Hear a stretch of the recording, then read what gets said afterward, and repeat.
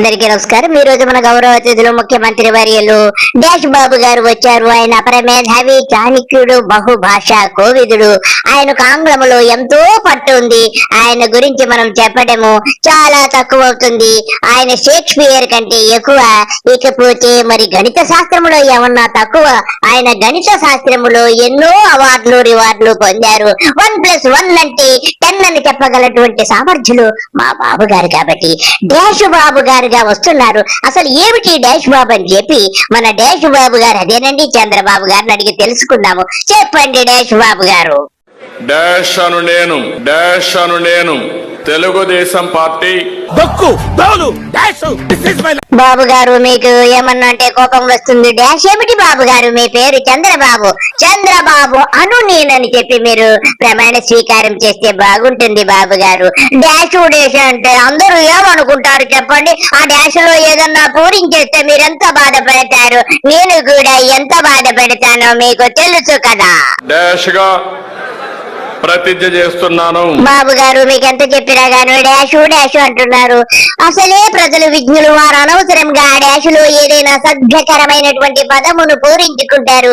దయచేసి మీరు డాష్ అనకండి, చంద్రబాబు అను నేనని చెప్పి అంటే చాలా బాగుంటుంది. ఇకపోతే మహిళలందరూ మీరు ఉచిత బస్సు ప్రయాణం కల్పించినందుకు ఎంతో ఉత్సాహపడుతున్నారు. ఒక అమ్మగారు వచ్చారు ఉచిత బస్సు ప్రయాణం గురించి. అమ్మగారు చెబుతారు. అలాగే యూరియా గురించి కూడా ఏవో కొన్ని అమృత వాక్కులు మీకు చెప్పాలనుకున్నారు. అమ్మగారు బాబు గారికి ఏమి చెప్పదలుచుకున్నారో చెప్పండి. అరే చంద్రబాబుగా బస్సు ఛార్జీ లేకుండా చేసి యూరియా బస్తకు 500 పెట్టినావా? లంజనావట్ట. ఒక్కొక్కసారి బాబు గారు ఒక్కోసారి ఇలా జరుగుతుంది. మీరేమి బాధపడకండి బాబు. మీరు దుఃఖిస్తుంటే నాకు కూడా దుఃఖం ఆగడం లేదు. ఆ అమ్మగారు ఏదో కోపంలో అలా అని ఉంటారు. అందరూ మన పక్షాన్ని ఉండరు కదా, వైరి పక్షము వాళ్ళు కూడా ఉంటారు. మీరు టీటీ పాలసీ తీసుకుని ఏడవడం మానేయండి. అమ్మా బాబు గారు మహానటులను మనకు తెలుసు కదా, ఆయన అలాగే ఏడుస్తూ ఉంటారు, మీరు పట్టించుకోకండి. ఇకపోతే యూరియా ధర ఎంత, అమోనియం ధర ఎంత, అన్ని విషయాలు చెప్పండి. అలాగే బాబు గారి పచ్చముఠ అంతా కూడా ఎలా బ్లాక్ మార్కెట్ లో అమ్ముకుంటున్నారు అన్ని విషయాలు తెలియచేసి బాబు గారికి సవినీయముగా మీరు వెన్నవేస్తే బాబు గారు తగిన చర్యలు తీసుకుంటారు. బాబు గారి గురించి మనకు తెలుసు కదా, ఆయన చాలా గొప్పవారు.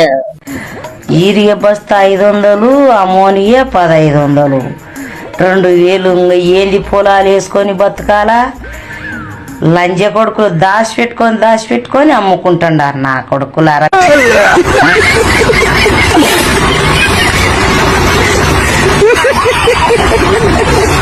బాబు గారు బాధపడకండి. ఆ మహిళ అలాగే అంటారు. మీరు చేయాల్సిన పనులు మీ కోటరి పచ్చముట అంతా చక్కగా మూటలు కట్టేసి బ్లాక్ లో అమ్ముకోండి. ఆ నిధులన్నీ కూడా సింగపూర్ కు తరలించండి.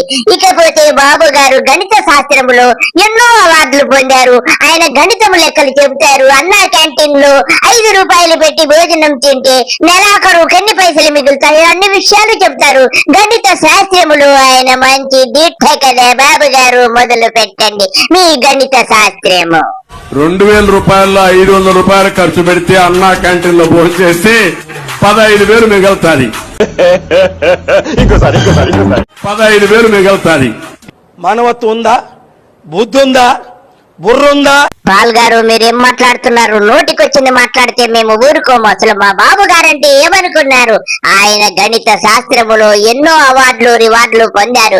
1+1 అంటే 7 అని చెప్పగలటువంటి సామర్థ్యం కలిగి ఉన్నారు. మీకు లెక్కలు రాకపోతే మా బాబు గారి దగ్గరికి వెళ్లి నేర్చుకోండి. ఇకపోతే బాబు గారికి ఎంతో మంది శిష్య బృందం ఉంది. అందులో ముఖ్యంగా చెప్పుకోవలసింది కీర్తిశేషులు కల్పనారాయ్ గారు ఉన్నారు. ఆవిడ మహా ఉత్తమ నటిగా హాస్యము పండించారు. ఆ హాస్యాన్ని ఒక్కసారి చూద్దాము. బాబు గారి దగ్గర నేర్చుకున్నటువంటి గణిత శాస్త్రం అంతా కూడా ఆవిడ చక్కగా ఆవిష్కరించారు. కల్పనారాయ్ గారు మొదలు పెట్టండి మీ గణిత శాస్త్రము. మేస్తారండి, నాకేమో ఫుల్గా అంకెలు వచ్చినట్టు చెప్పనండి. చెప్పు. నాకు ముందేమో బాగా జ్ఞాపకండి. 1 అండి, 1 తర్వాత 2 అండి, 3 తర్వాత 8 కదండి మేటారు. 3 తర్వాత 8. చూశారు కదా ఫ్రెండ్స్, కల్పన రాయ్ గారు హాస్యం ఎంతో చక్కగా పండించారు సినిమాల్లో. కానీ మన బాబు గారు మాత్రం నిజ జీవితంలో గణిత శాస్త్రం పైన ఎంతో కామెడీ చేస్తున్నారు. రీసెంట్ గా ఒక స్కూల్ కు వెళ్లారు. ఆయనకి 1+1 అంటే 7 అని తెలుసు కానీ ఇంకేమీ తెలియదు కాబట్టి పిల్లలతో ముచ్చటిచ్చారు. ఆ ముచ్చట్లన్నీ ఒక్కసారి చూద్దాం. బాబు గారు వెళ్ళండి మీరు స్కూల్ కి. 82 into 1 ఎంతరా? 82 into 1 83.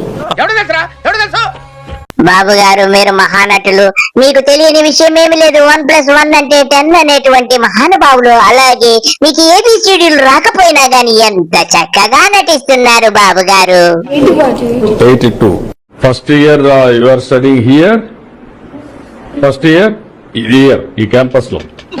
This campus first year. Is this your first year in the campus? బాబు గారు ఇంతకాలం బటర్ ఇంగ్లీష్ అంటే ఏమో అనుకున్నాను బాబు గారు. ఇదే బాబు గారు బటర్ ఇంగ్లీష్ అంటే. బాబు గారు మీకు ఏబిసిడీలు రాకపోయినా గాని ఎందుకు బాబు గారు ఇలా నటిస్తారు? నా సలహా ఏమిటంటే మీరు కూడా ఈ స్కూల్లో స్టూడెంట్ గా చేరి ఆ మేడం గారి దగ్గర ఇంగ్లీష్ నేర్చుకోండి బాబు గారు. Okay. What is your experience? Sorry. How is the institute? School. Do you like being in the school? You enjoy the school? I was asking that. Telugu రాదు, ఇంగ్లీష్ రాదు, సన్నాసి అతవా. నారాయణ గారు మా బాబు గారికి ఇంగ్లీష్ రాకపోతే ఏముంది, ఇంగ్లీష్ వచ్చిన వాళ్ళు లక్షల మంది ఆయన చుట్టూ ఉన్నారు. రోజుకొకరు స్క్రిప్ట్ రాసిస్తారు. ఆ స్క్రిప్ట్ చెక్కి బట్టి పెట్టేసి చదివేస్తారు. ఈ మధ్య ఎందుకో స్క్రిప్ట్ మిస్ అవుతుంది. మొన్న ఎయిర్లైన్స్ గురించి అడిగిన క్వశ్చన్స్ కు, ఇండిగో ఎయిర్లైన్స్ గురించి అడిగిన క్వశ్చన్స్ కు బాబు గారి దగ్గర స్క్రిప్ట్ లేక తెలుగులోనే సమాధానం ఎంతో చక్కగా చెప్పారు. Definition of aviation means who comes from TDP, sir. అడిగి చదివే రాదు, అన్ని ఎందుకు దొరుకుతారు? అడిగి ఇంగ్లీష్ రాదు, లెక్కలు రావు, ఏమీ రావు. చెప్పు, ఏదో ఏదో ఒకటి చెప్పు. ఇప్పుడు టోటల్ గా మీరందరూ కూడా అది సబ్జెక్ట్ స్టడీ చేస్తుంటారు. బాబు గారు మిమ్మల్ని విలేకరులు ఏమడిగారు అన్న విషయం కూడా మీకు అర్థం కావడం లేదు బాబు గారు. ఇండిగో ఎయిర్లైన్స్ గురించి అడిగారు. మీకు ఇంగ్లీష్ రాదు కదా, అందుకే అలా తడుముకుంటున్నారు. స్క్రిప్ట్ లేనట్టుందా? అయ్యో పాపము బాబు గారు. ఇప్పుడు ఇంగ్లీష్ రాదు.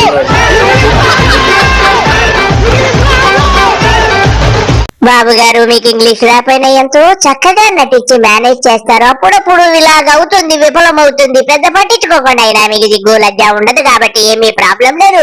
ఇకపోతే మీరు మైక్రోసాఫ్ట్ అనే సంస్థను మీరే స్థాపించారని తెలిసింది నాకు. ఆ విషయాలన్నీ మాతో పంచుకోండి. I started Microsoft. ఏమిటండి మీరు మాట్లాడేది? చారీ గారు మీకు తెలియకపోతే అన్ని మూసుకొని ఉండండి. ఈ విశ్వాన్ని సృష్టించిందే మా బాబు గారు. సమస్తము మా బాబు గారు సృష్టించారు. మీకేమీ తెలియకపోతే అన్ని మూసుకొని ఉండండి. బాబు గారు ఇకపోతే సత్యానాథన్ల గురించి మాకు కొంచెము చెప్పండి. Then Nadella Satya started working there. నీ బతుకు నువ్వు, నీ బతుకు జడ. Then he became president of Microsoft. సొల్లి కబుర్లు చెప్పే పార్టీ తెలుగుదేశం పార్టీ. బాబు గారు మీ నోటి వెంట అప్పుడప్పుడు నిజాలు వచ్చేస్తూ ఉంటే సొల్లు కబుర్లు చెప్పడంలో మీకు మించిన వారెవరుంటారు బాబు గారు? తెలుగుదేశం పార్టీ అంతా కూడా నీ అడుగుజాడల్లోనే ఉంటూ సొల్లు కబుర్లు చెబుతుంటే నా ఒళ్ళంతా పులకించిపోతుంది బాబు గారు. మీరు సొల్లు కబుర్లు చెప్పడంలో దిట్టని నాకు తెలిసి, ఇకపోతే ధీరుభాయ్ అంబానీ గారి గురించి కొంచెము చెప్పండి బాబు గారు. First time I met Dhirubhai Ambani. I requested him. Then I explained the analogy. If you start this company, lot of future. చూడి బతుకొచ్చాడా? 24 గంటల అబద్ధాలే చెప్పిందే చెబుతావు. ఇంకా నీ నోటికి హద్దు పద్దు లేదా? ప్రతి ఒక్కటి నువ్వే సృష్టించానంటావు, ప్రతి ఒక్కడికి నువ్వే సలహా చెప్పానంటావు, ప్రతి సృష్టికి నువ్వే మూలమంటావు. నీ బతుకెందుకరా? నీ బతుకు చెడచ్చు. Then he said, I'm only a refinery man. I don't know technology. But by hearing you, it seems lot of opportunities. నిజమే చంద్రబాబు, నీ బాబు పెద్ద టెక్నాలజిస్ట్ కదా. నీకు తెలియని టెక్నాలజీ ఏముంది? 2 బర్రెలు 2 ఎకరాలు. నీ బతుకు సేడ అందరికీ నువ్వు నేర్పించేశానని చెప్తే ఎవడు నమ్ముతాడయ్యా? నీది ఓ బతుక చిచి చిచి అని ప్రజలందరూ అంటున్నారు చంద్రబాబు నాయుడు గారు. బాబు గారు డ్రోన్స్ కూడా నీ బాబే కనిపెట్టాడంట కదా ఖర్జూరం నాయుడు. ఆ విషయం కూడా ప్రజలకు తెలియజేయండి. ఈరోజు డ్రోన్ ఉంది. డ్రోన్ కానీ పామ్ ఆయిల్ తోటల మీద రన్ చేస్తే ఏ చెట్టు రోగం ఉన్నా సరిగా లేకపోయినా అది డయాగ్నోస్ చేస్తుంది. నాకు తెలిసి నీకు పిచ్చి బాగా ముదిరిపోయింది. అర్జెంట్ గా ఎర్రగడ్డ ఆసుపత్రికి తీసుకెళ్లిపోతే బెటర్ ఏమో. సెల్ ఫోన్ నువ్వే కనిపెడతావు, కంప్యూటర్ నువ్వే కనిపెడతావు, టీవీ నువ్వే కనిపెడతావు, బాత్రూమ్ లో చెంబు నువ్వే కనిపెడతావు, బాత్రూమ్ లో గుద్ద కడుక్కునే బ్రష్ నువ్వే కనిపెడతావు, అన్ని నువ్వే కనిపెడతావు. నువ్వు కనిపెట్టండి ఏమీ లేదు. ప్రతి ఒక్కటి నువ్వే కనిపెట్టేస్తున్నానని ఇలా ఎంతకాలం రాని అబ్బా డబ్బులు కొట్టుకుంటా తిరుగుతావని రేవంత్ రాష్ట్ర ప్రజలందరూ అంటున్నారు సార్. నేరుగా చెట్టునే కరెక్ట్ చేసే పరిస్థితి వస్తుంది. నేను అందుకని టెక్నాలజీని ఎక్కువ వాడుతున్నాను. వ్యవసాయం చాలా సమస్యలు ఉన్నాయి. ఈయనకి వచ్చిన మానసిక రోగం చాలా భయంకరమైనది. This is a peculiar disease. Doctor మీరు చెప్పింది నిజమే. బాబు గారికి పిచ్చి బాగా ముదిరిపోయింది. అలాగే గాలిని కూడా కనిపెడుతున్నారు. గాలి ఎటు వెళుతుందో అని చెప్పి గాలి అంటే వెళ్ళిపోతున్నారట. 24 గంటలు బాత్రూమ్ లోను లెట్రిన్ లోను కూర్చొని ఎన్నెన్నో కనిపెడుతున్నారు డాక్టర్. ఈయన్ని మనం ఏమనాలి? ఈయనకి అవార్డు ఇస్తే మంచిదో మీరే చెప్పండి. బాబు గారు గాలి గురించి చెప్పండి మీ గాలి కబుర్లు. ఇంకా కూడా ఆలోచిస్తున్నా. రాష్ట్రంలో గాలి విండ్ ఏ డైరెక్షన్ లో పోతుంది, ఆ విండ్ క్వాలిటీ ఏంటి, అందులో తెగులు ఏమేమి ఉన్నాయి, అది ఎంత దూరం ప్రయాణం చేస్తుంది, ఏ పంట మీదకి వస్తుంది, ఏ పంటని ఇంపాక్ట్ చేస్తుంది, ఏ పొలాన్ని, అది కూడా అనలైజ్ చేస్తున్నా. అది వస్తే మీకు ఏ బాధ లేదు. బాబు గారు నాకు ఒక కొత్త విషయం తెలిసింది. మీరు కండోమ్స్ కి బ్రాండ్ అంబాసిడర్ అని, మీ ఇంటిలో ప్రాతి కూడా కండోమ్స్ ని ఎంతో చక్కగా ఉపయోగిస్తారని, కండోమ్స్ ని మొత్తం మీ ఇల్లంతా డెకరేట్ చేశారని కండోమ్స్ తో. అలాగే బాత్రూమ్ లోను లెట్రిన్ లోను దొడ్లోను ఎక్కడ పడితే అక్కడ కండోమ్స్ తో ఎంతో చక్కగా ఇల్లంతా అలంకరించారని తెలుస్తుంది. మీరు తోపు బాబు గారు అలాగే ఎయిడ్స్ ను కూడా నియంత్రించారని తెలిసింది. అన్ని విషయాలు మా ప్రేక్షకులతో పంచుకోండి. అసెంబ్లీ మొత్తం డెకరేట్ చేశా ఈ కండములు పెట్టి. అసెంబ్లీ మొత్తం డెకరేట్ చేశా ఈ కండములు పెట్టి. బాబు గారు మీరు సిగ్గు లజ్జ అన్ని విడిచిపెట్టేశారు బాబు గారు. కండోమ్స్ తోటి అసెంబ్లీ అంతా డెకరేట్ చేశావా? మంచాల కింద తుంగున్నావా? వెళ్ళిపోయి సిగ్గుండాలి చెప్పుకోనాకి. ఏం మాట్లాడుతున్నావు? గుద్దతో మాట్లాడుతున్నావా? నోటితో మాట్లాడుతున్నావా చంద్రబాబు? ఎందుకంటే అవేర్నెస్ రావడానికి. ఈ రోజు నేను గర్వంగా చెప్పగలుగుతున్నా, ఆ రోజు చేసిన పని ఈ రోజు చాలా వరకు కంట్రోల్ అయింది. ప్రజలు వింటున్నారు కదా అని నోటికొచ్చిందల్లా మాట్లాడితే మర్యాద అనిపించుకోదయ్యా. సిగ్గు లజ్జ అన్ని ఉండాలయ్యా. ప్రతి ఒక్కటి నువ్వే కనిపెట్టేస్తావు. ప్రతి ఒక్కటి నీ వల్లే కంట్రోల్ అయిపోతుంది. ప్రపంచమంతా నీ వల్లే కంట్రోల్ అయిపోతావు. మంచి జన్మ కాదా నీది? వినేవాళ్ళకు కూడా విసుగొస్తుందయ్యా. సిగ్గు లజ్జ ఇడిచిపెట్టేశావు కాబట్టి ఇలా ప్రవర్తిస్తున్నావు. అందరికీ నమస్కారము. బాయ్.